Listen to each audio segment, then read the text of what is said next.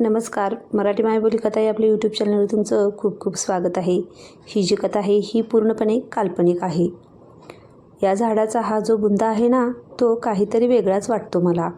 तुला नाही वाटत? आहे जरा फुगीर, ओबडधोबड आणि खडबडीत काळपट. पण मग त्याचं काय? अरे दिसायला नाही येड्या, त्याचा फील जरा वेगळा येतो आहे. झाडाला कसला आलाय फील? फील माणसाचा येतो, धुंद, हवासा, सुमीच्या केसात लावलेल्या चाफ्यासारखा. असे म्हणून तुषारने एक दीर्घ श्वास घेतला. त्यावर शिवानंदने त्याच्या डोक्यात एक फटका मारला.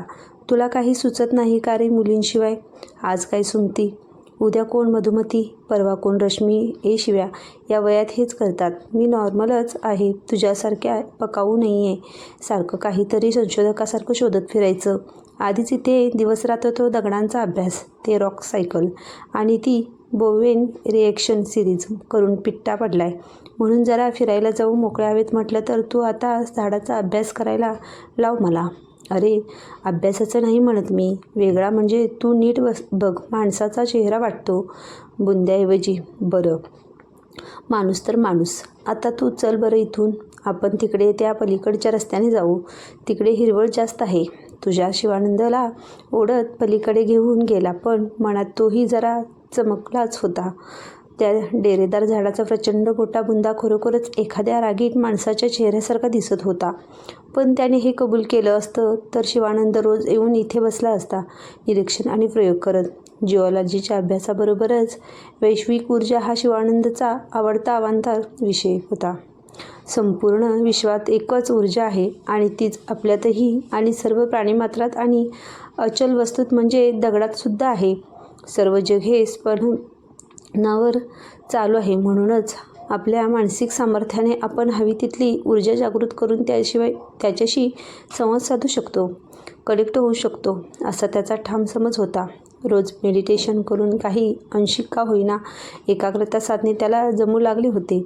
भरीसभर म्हणून पातंजल योगासारखी अनेक पुस्तके वाचून त्याने आपल्या ज्ञानात भर घातलेली होती. पण सगळं ज्ञान जरी असलं तरी अजून कुठल्या प्रयोगाच्या फंदात तो पडला नव्हता. अनुभव नसल्यामुळे त्याचे ज्ञान तसे पुस्तकीच होते. पण त्याचा आपल्या अभ्यासावर ठाम विश्वास होता. त्यामुळे अलीकडे त्याची या विषयावरून खूप चेष्टा देखील होत असे. हॉस्टेलवर परत आल्यानंतरही रात्री शिवानंदच्या डोक्यात त्या बुंध्याचे प्रश्न सतावत होते.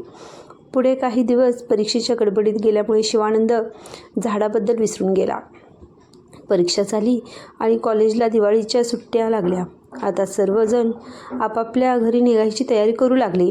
शिवानंदला घरचे कोणीच नव्हते. सगळे गेल्यावर हॉस्टेल एकदम खायला उठणार याची त्याला जाणीव होती. यार तुषा, तुम्ही सगळे गेल्यावर मी एकटा काय करू? किती बोर होईल राव. तुषारच्या आईने दिलेली चकली खाता खाता शिवानंद काळजीने म्हणाला. तुषार भराभर सामान आवरून निघायची तयारी करता करता त्याच्या प्रश्नाने एकदम थबकला. एक काम करतोस का शिव्या? फॉर अ चेंज तू पण चल माझ्याबरोबर आमच्या गावी. आमचं गाव तुला नक्की आवडेल. घरात एवढी माणसं आहेत, त्यात तू सहज सपाटून जाशील. शिवाय तुझं काय ते मेडिटेशन आणि कॉमिक्स एनर्जी रिसर्च, ते करायला आमच्या माळरानावर तुला भरपूर निवांत जागा आहे. तिथे तू दिवसभर ध्यानाला बसलास तरी तुला कोणी डिस्टर्ब करणार नाही. चल. एक क्षणभर विचार करून शिवानंद तयार झाला. सर्व आवरावर करून त्या दोघांना निघायला संध्याकाळ झाली. हॉस्टेलवर राहिलेली काही मुलं आणि ते दोघे असे बस यायची वाट बघत आपापल्या सामानासकट स्टॉपवर गप्पा मारत उभे होते. थोड्या वेळाने बस आली, पण ती तुषारची नव्हती. हळूहळू एक एक करत सगळे गेले. फक्त तुषार आणि शिवानंद राहिले. त्यांची बस यायला अजून तासभर अवकाश होता. मग वेळ आहे तर गंगूबाईच्या खानावळीत जेवूया असं त्या दोघांनी ठरवलं. गंगूबाईची ही खानावळ सध्या त्यांची लेक सुमती चालवायची. सुमती दिसायला जितकी सुंदर होती तितकीच तिच्या हाताला एक अद्वितीय अशी चव होती. त्यामुळे कायम तिच्या इथे वेटिंग असायचे. एरवी मुलांना घाई असायची, त्यामुळे तिच्याकडे जेवायचा योग क्वचितच येत असे. आजही बस यायच्या आत नंबर लागला तर नशीब उजाडलं म्हणायचं असं त्यांना वाटून गेलं. त्यात कौतुक तिच्या जेवणाचं होतं की दिसण्याचे की दोन्हीच हे मात्र त्यांनाच माहीत. पण आज नशीब उजाडलं आणि त्यांना जागा मिळाली. पण अरे रे, ते जेवायला बसले तितक्यात बस आली आणि लोक पटापट उतरल्यावर गेलीसुद्धा. डोळ्यासमोरून बस निघून गेली होती. वेडीवाकडी तोंड करत त्यांना सामानासकट परत रूमवर परतावं लागलं. वाटेत पुन्हा एकदा ते झाड शिवानंदला दिसलं. एवढ्या अंधारातही त्याला ते स्पष्ट दिसलं. तुषार, ते बघ, ते झाड बघ कसं आपल्याकडे एकटक बघते. बस चुकली हा राग तुषारच्या मनात होताच. त्याने रागाने शिवानंदकडे पाहिले. त्याबरोबर तो गप्प बसला. ते दोघे परत आले तेव्हा सगळं हॉस्टेल रिकामं झालं होतं. दुसऱ्या दिवशी सकाळी लवकर आवरून ते निघाले. स्टॉपवर ना शेड होती ना बसायला बाकडे. सामान खाली ठेवून दोघेही वाट बघत उभे राहिले. तास झाला, 2 तास झाले, एकही बस आली नाही. दुपार होत आली तसे ते कंटाळले. लांबून एक गावकरी येताना दिसला. घाटात अचानक दरड कोसळल्यामुळे बसचा यायचा मार्ग बंद झाला असे त्याने सांगितले. म्हणजे आता उद्यापर्यंत तर काहीच नाही, चला परत. वैतागलेल्या चेहऱ्याने परत येत असताना अर्थातच झाड लागलं. पण आता शिवानंद शहाणा झाला होता. त्याने तुषारजवळ झाडाचा विषय काढला नाही. परत आल्यावर मात्र त्याने मनाशी एक निश्चय केला. तुषार, तू जा, माझा काही यायचा योग दिसत नाही आहे. माझ्यामुळे तुझं पण कॅन्सल होते राव. काहीही खुळ्यासारखं बोलू नकोस. नैसर्गिक आपत्ती, त्याला कोण काय करणार नाही. मला असं वाटते की मी जाऊ नये असा संकेत असावा. शिवानंद शून्यात बघत म्हणाला. हो, खरंच. आणि कोण देते हे संकेत? तुझं ते छपरी झाड. यार, छपरी वगैरे कशाला म्हणतोस? कोणाबद्दल असे उगाच अपशब्द काढू नयेत. तुला खोटं वाटतंय तर सोडून दे, पण निदान अपमानास्पद तरी बोलू नकोस. कोणाला अपमानास्पद बोललो मी? त्या झाडाला छपरी म्हणलो मी? तुला नाही. एक वेळेस मला म्हटलेलं चालेल लेका, पण तू त्या झाडाला. शिवानंद चाचरत म्हणाला. तू शिव्या डोक्यात जाऊ नकोस माझ्या. एका जागी शुंभासारखं उभं असलेलं ते झाड, त्याला 1 इंच पण हलता येत नाही आणि ते तुला संकेत देते, दरडी पाडते का? तर म्हणे तू माझ्याबरोबर येऊ नकोस. अरे हट, थांब, आता जाऊन 1 लाथ मारून येतो, म्हणजे कळेल तुला की ते खरंच काहीही करू शकत नाही. आपल्याला तुषार तिरीमिरीने गाडी काढून निघाला. शिवानंद त्याला थांब थांब म्हणेपर्यंत तो गेला देखील. शिवानंद त्याच्या मागे तसाच पळत गेला. झाडापर्यंत पोचताच तुषारने बुंध्यावर एक सणकून लाथ घातली आणि पायाला झिंझिण्या आल्यामुळे तो अंगठा धरून बसला. तेवढ्यात शिवानंद तेथे पोहोचला. त्या बुंद्यातून क्रोधाच्या ठिणग्या पडतायत असा भास त्याला झाला. म्हणून त्याची माफी मागून शिवानंदने तुषारला गाडीवर मागे बसवले आणि दोघे रूमवर परत आले.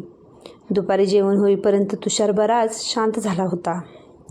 मग दोघांनी मिळून ठरवलं की गाडीवरून फाट्यापर्यंत जायचं आणि तिथून पलीकडच्या बायपासने जी बस मिळेल तिकडून पुढे जायचं. परत येऊस्तोवर गाडी फाट्याजवळच्या गॅरेजवाल्याकडे ठेवायची. रात्री सामानावरून रूमची चावी रेक्टरकडे देऊन अखेर ते दोघे निघाली. बाईक तुषार चालवत होता.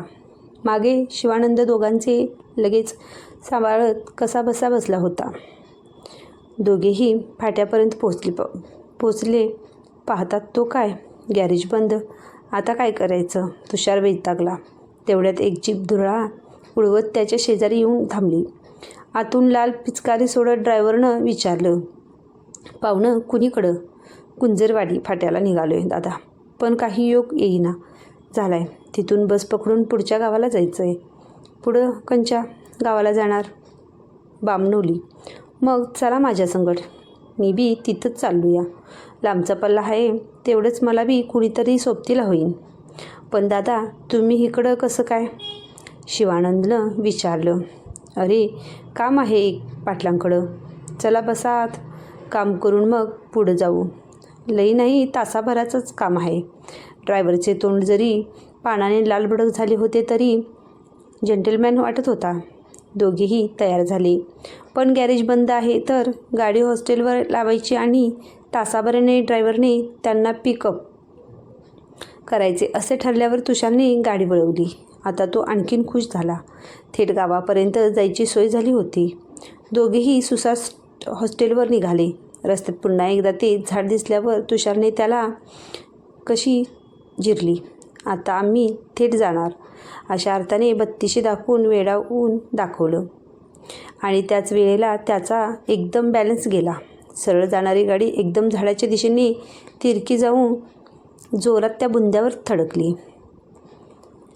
पुन्हा मागे रिव्हर्स घेऊन पूर्ण गोल फिरून पुन्हा आपटली. तुषार फुटबॉलसारखा उंच उडाला हे शिवानंदने सामानासकट पडताना पाहिलं आणि त्याची शुद्ध हरपली. कुणीतरी किंकाळी फोडल्याच्या आवाजाने शिवानंदने डोळे उघडले. क्षणभर त्याला आपण कुठे आहोत हेच कळेना. तो त्या झाडाखालीच पडला. तेवढ्यात त्याचे लक्ष वर गेले. झाडाच्या सर्वात वरच्या फांदीवर मानवी कवटीचा अर्धा भाग लटकत होता आणि उरलेला अर्धा भाग आणि पूर्ण बत्तीशी सकट वेडावून दाखवत असलेला चेहरा, तुषारचा चेहरा खालच्या फांदीवर लटकत होता. शिवानंदची पुन्हा शुद्ध हरपली.